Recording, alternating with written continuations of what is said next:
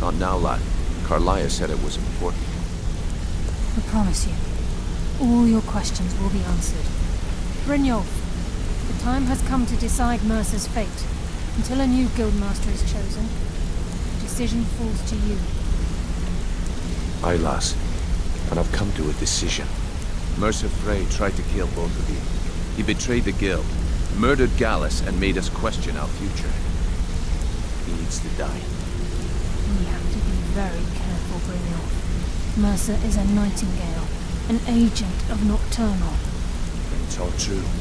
Everything I heard in the stories. The Nightingales, their allegiance to Nocturnal, and the Twilight Sepulchre. That's why we need to prepare ourselves and meet Mercer on equal footing. Just outside of Riften, beyond the southeast gate is a small path cut up the mountainside. At the end of that path is a clearing, and an old standing stone. I'd ask you both to meet me there.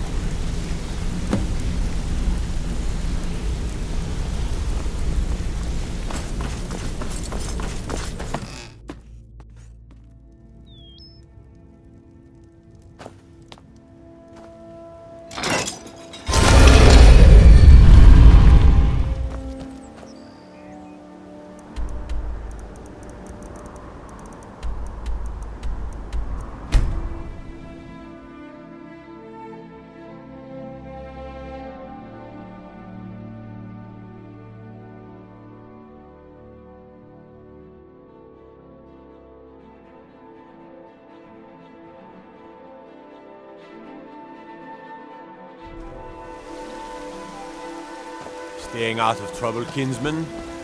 Need something? Got some good pieces out here if you're looking to buy. I don't claim to be the best blacksmith in Whiterun. Jorland Greymane's got that honor. We've got small weapons. Looking to protect yourself or deal some damage?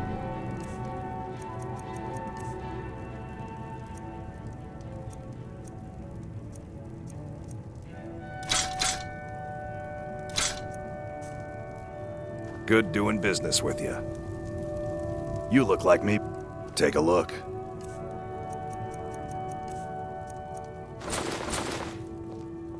Until next time.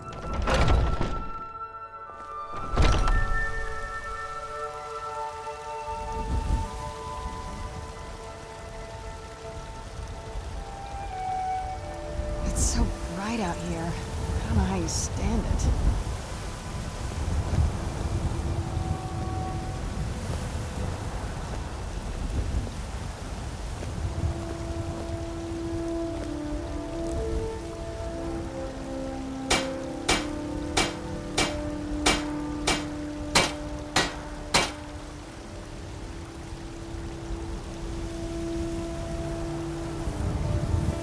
I helped my father in more.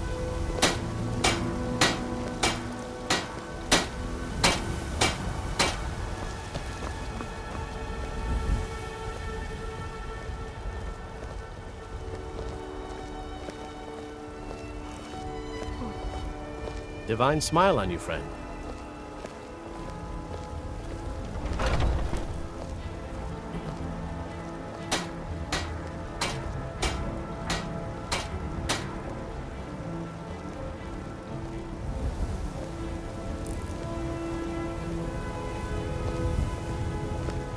The circle of stones to the southwest? That's the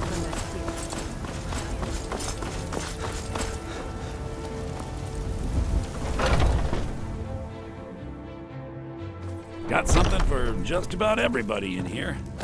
Give a holler if you... Imperials, storm cloaks, I don't care who's in trinkets, odds and ends, that sort of thing.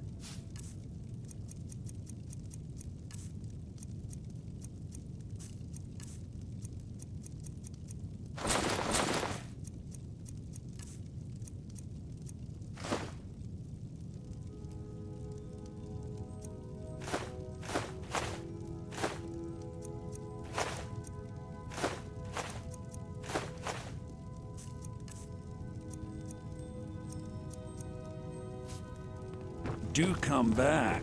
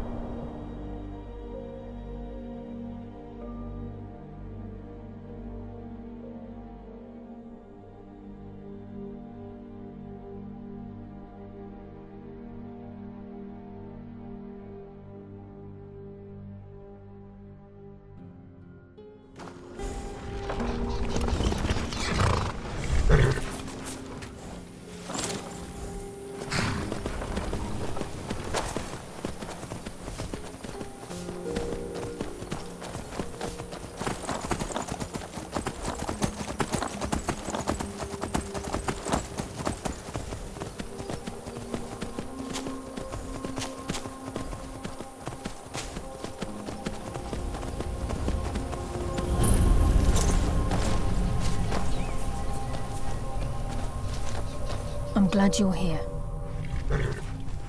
This is the headquarters of the Nightingales, cut into the mountainside by the first of our kind. We've come to seek the edge we need to defeat Mercer Frey. If you'll follow me, I'll try to explain on the way.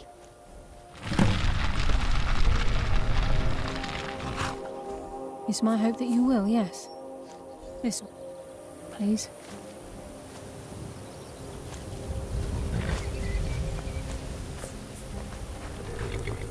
I'm just as puzzled as you, lad.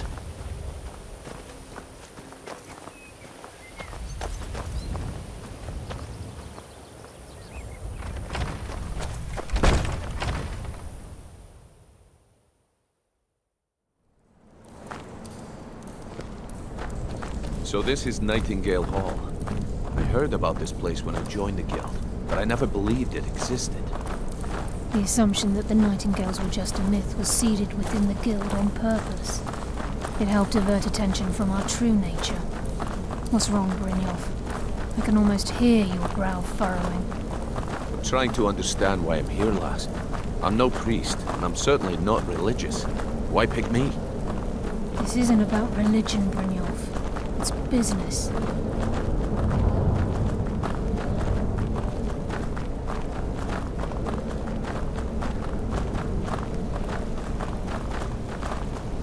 This is Nightingale Hall. You're the first of the uninitiated to set foot inside in over a century. Now, if you'll both proceed to the armory to don your Nightingale armor, we can begin the oath. I think we should trust the lass and take the deal. This doesn't even look real, you know?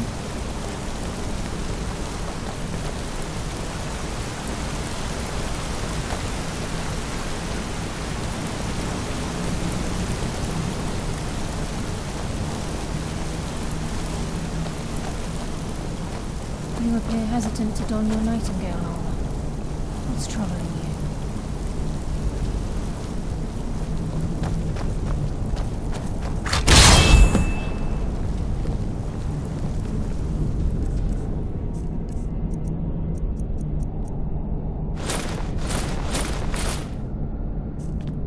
You appear ready for the oath. Time's wasting, and Mercer's still out there. Let's get this show on the road. I'm okay with the ready for dark, the oath. but I've spent more than my share of time in caves already.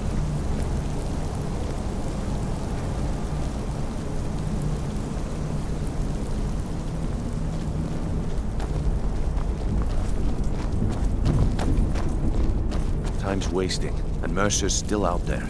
Let's get this show on the road. Okay, lass. We've got these get-ups on. Now what? Beyond this gate is the first step in becoming a Nightingale. Whoa there, lass. I appreciate the armor, but becoming a Nightingale? That was never discussed. To hold any hope of defeating Mercer, we must have Nocturnal at our backs. If she's to accept you as one of her own, an arrangement must be struck. What sort of arrangement? I need to know the terms. The terms are quite simple, Brynjolf. Nocturnal will allow you to become a Nightingale and use your abilities for whatever you wish. And in return, both in life and in death, you must serve as a guardian of the Twilight Sepulchre. Aye, there's always a catch. But at this point, I suppose there isn't much to lose. If it means the end of Mercer Frey, you can count me in. What about you? Are you ready to transact the oath with Nocturnal? Good. After I open the gate, please stand on the western circle. This is enough to make your head spin, eh? Oh, what is it? Oh, you're off on your own for a while? All right. This is enough to make your head spin, eh? Yes? Thought you'd never ask.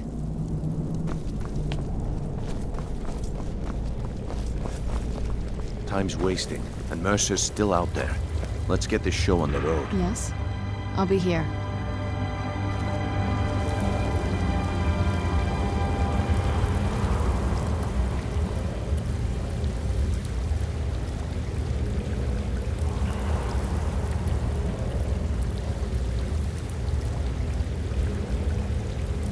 I call upon you, Lady Nocturnal, Queen of Murk, and Empress of Shadow.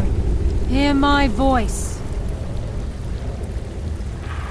Ah, Carlia. I was wondering when I'd hear from you again. Lose something, did we? My lady, I've come before you to throw myself upon your mercy, and to accept responsibility for my failure. You're already mine, Carlia. Your terms were struck long ago. What could you possibly offer me now? I have two others that wish to transact the oath, to serve you both in life and in death. You surprised me, Carlia. This offer is definitely weighted in my favor. My appetite for Mercer's demise exceeds my craving for wealth, Your Grace. Revenge. How interesting. Very well. The conditions are acceptable. You may proceed. Lady Nocturnal, we accept your terms.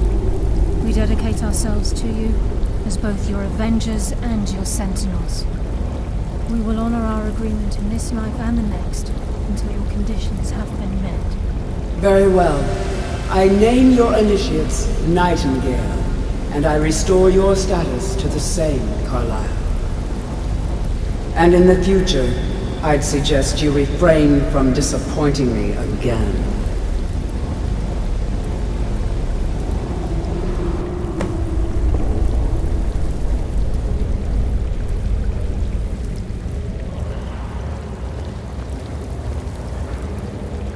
Now that you've transacted the oath, it's time to reveal the final piece of the puzzle to you. Mercer's true crime. Mercer was able to unlock the Guild's vault without 2 keys because of what he stole from the Twilight Sepulchre, the skeleton key. By doing this, he's compromised our ties to Nocturnal and, in essence, caused our luck to run dry. Well, yes, but the key isn't only restricted to physical barriers. All of us possess untapped abilities, the potential to wield great power securely sealed within our minds. Once you realize the key can access these traits, potential becomes limitless.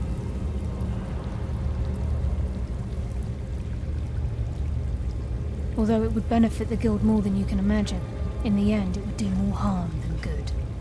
If the key isn't returned to its lock in the Twilight Sepulchre, things will never be the same for the Guild.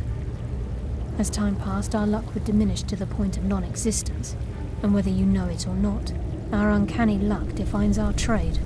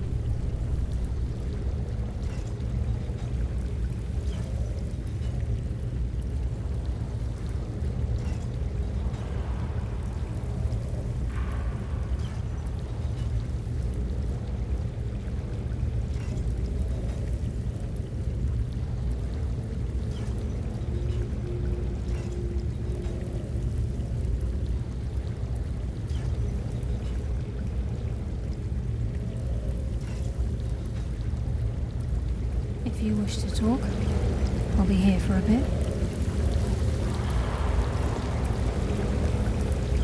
Very true. In our line of work, it's quite rare we set out to return a stolen item to its rightful owner. Before we depart, Brynjolf has some business to discuss. I suggest you listen to him. Listen, lad. There's one last piece of business we need to settle before we go after Mercer. The leadership of the Guild. Carlia and I had a long discussion before you arrived here. Thanks to your efforts, Mercer's treachery has been exposed. After we deal with him, all that remains is restoring the Guild to its full strength. As a result, we both feel that you have the potential of replacing Mercer as leader of the Thieves' Guild. I've been at this game a long time, my friend. A long time. I've stolen trinkets from nobles and framed priests for murder. I'm good at what I do. Maybe even one of the best. But it's all I know. I've never been one to lead. Never desired it, never cared for it. Don't want it. Well, we have a bit of an errand to run before your coronation, so don't get sentimental on me now. Then it's decided. When this is all over and Delvin's contacts assure me that we've regained our footing in Skyrim, we'll handle the details. Until then, we have quite the task ahead.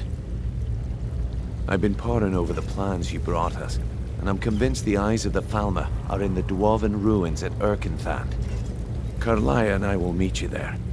Prepare yourself, lad. This will be a fight to remember.